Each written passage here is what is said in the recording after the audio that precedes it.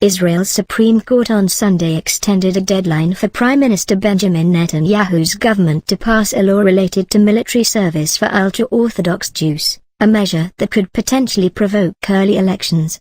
The court agreed to extend the deadline, which was on Sunday, until January 15, rejecting the government's request for it to be moved back to the end of March.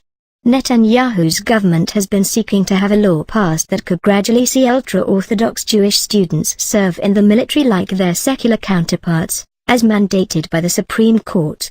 Ultra-Orthodox parties that form a key part of Netanyahu's coalition reject such measures, and a compromise law given initial approval earlier this year has not been advanced further. Netanyahu's government is now in a much more precarious position, left with only a one-seat majority in parliament after Defense Minister Avigdor Lieberman resigned last month.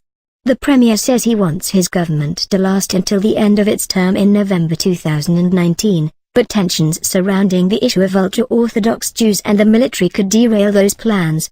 Ultra-Orthodox parties control 13 seats, and at least some could withdraw from the government over the issue.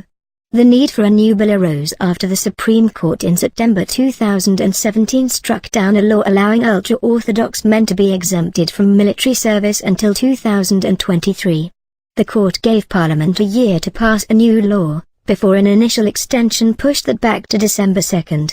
The issue is part of a decades-old debate over whether young ultra-Orthodox men studying at seminaries should perform mandatory military service like the rest of Israel's Jewish population. Tens of thousands of ultra-Orthodox between 18 and 24 obtain exemptions from military service to study at seminaries.